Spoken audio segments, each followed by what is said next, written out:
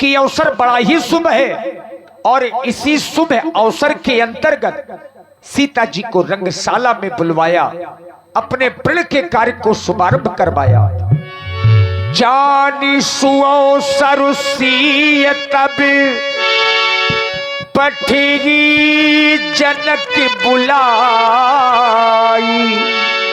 चतुर सखी सुंदर सकले सादर चली लिवाई।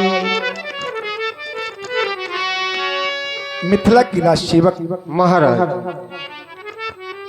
देखो ना, समय शुभ है और जब भी कोई धार्मिक कार्य होते हैं वह सब शुभ समय में ही संपन्न हुआ करते हैं। बेटा थोड़ा माइक बढ़ा दो जनक जी वाला।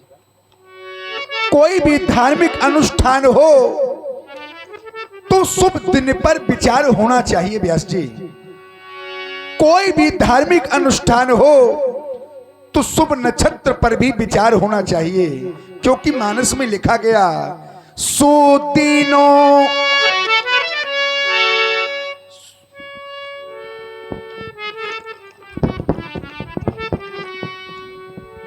न खातो शुभ नक्षत्र सो घड़ी सो जाई, अवेदो विदित विधि लगन धराई। राजसेवक, हम चाहते हैं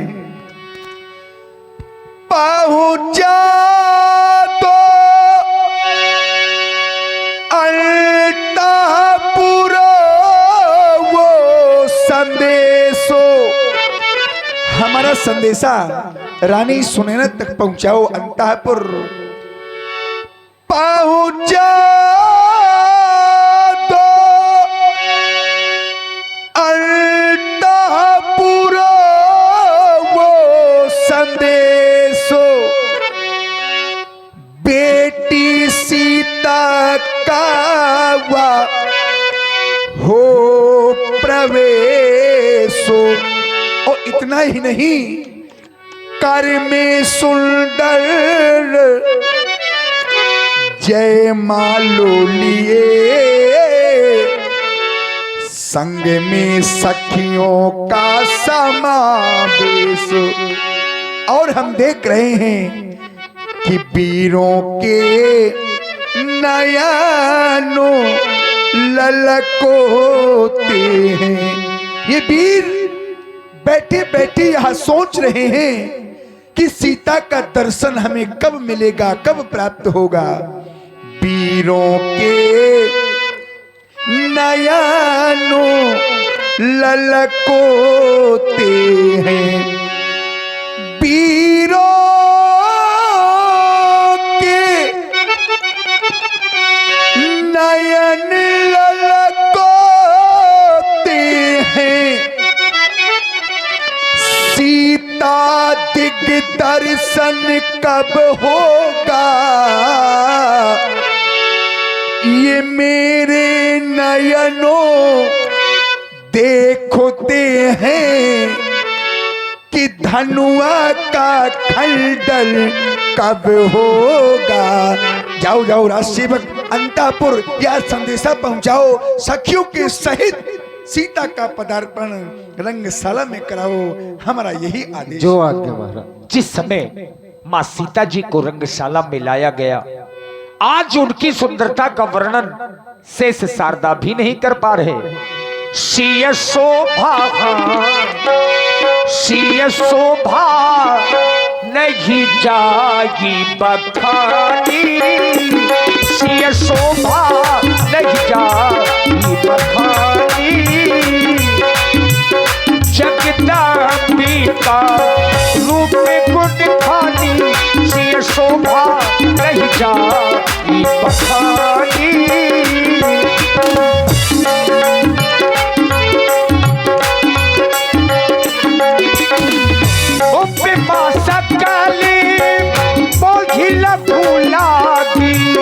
प्राकृत नारी धीरे चलो सुकुमार सिया प्यारी हो, धीरे चलो सुकुमार सिया प्यारी हो, धीरे चलो सिया प्यारी हो, धीरे चलो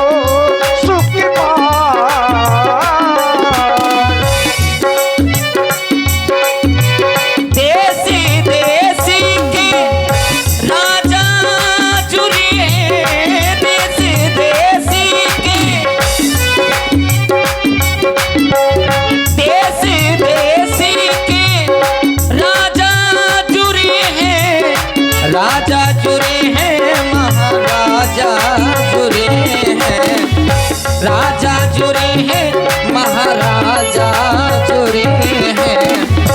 कर कर के अपना सिंगार मोरियाली हो, धीरे चलो सुकुमार सिया प्यारी हो, धीरे चलो सुकुमार सिया प्यारी हो।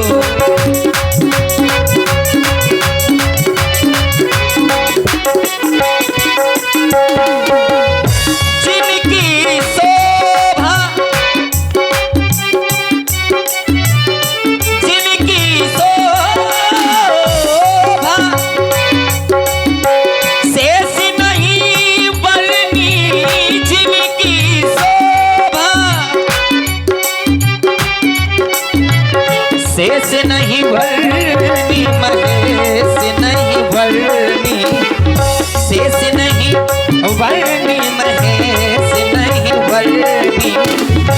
जिभ्या है जिनके हजार मोरियाली हो, जिभ्या है जिनके हजार मोरियाली हो, धीरे चलो सुकुमार सिया प्यारी हो, धीरे चलो सुकुमार सिया प्यारी हो, धीरे चलो सुकुमार सुकुमार सुकुमार।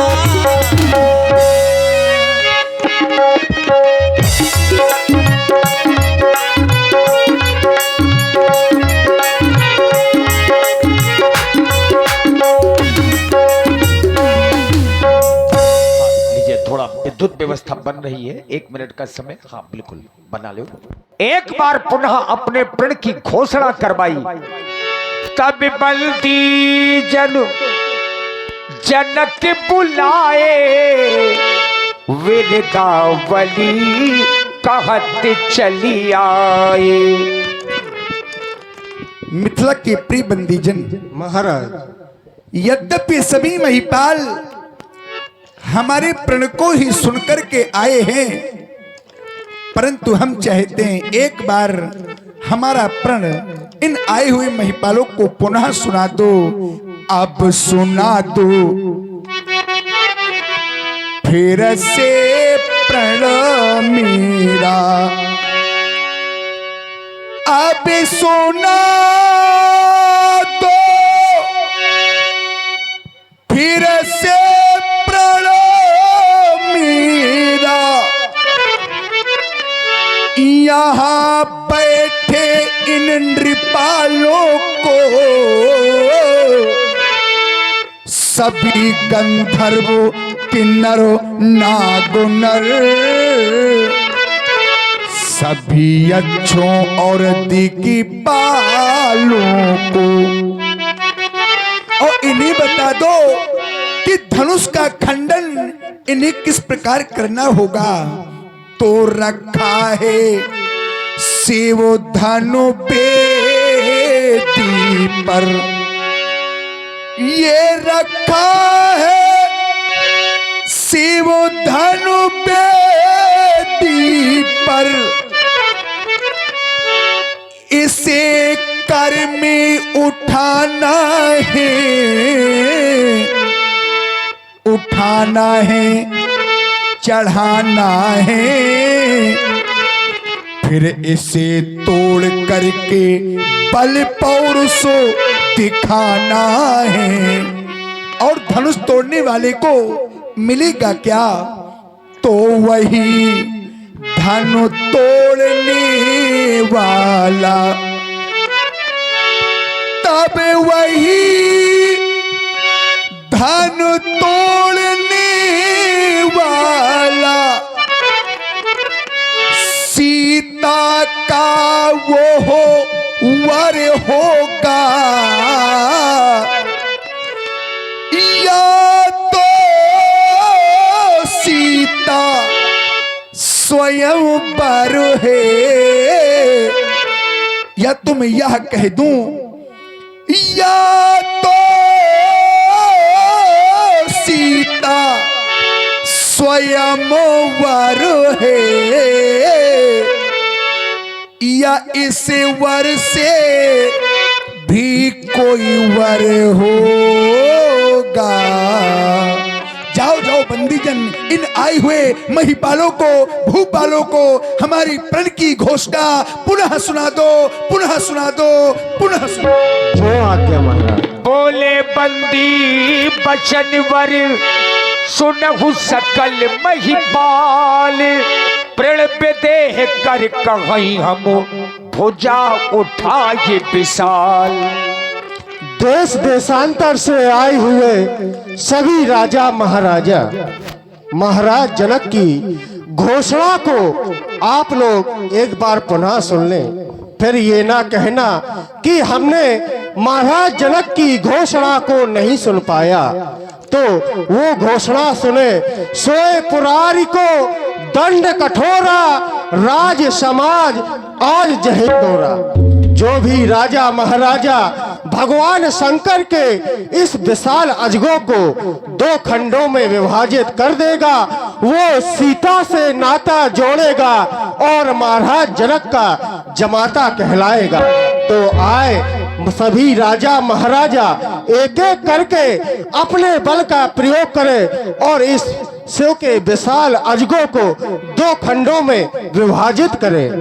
सुन पन सकल भूप अभिलाषे, भट्टिमानी अतिशय मनुमाखे। लगता है राजा चित्रकूट से आंखें बनवा के आए हो क्या? परिकर बांधी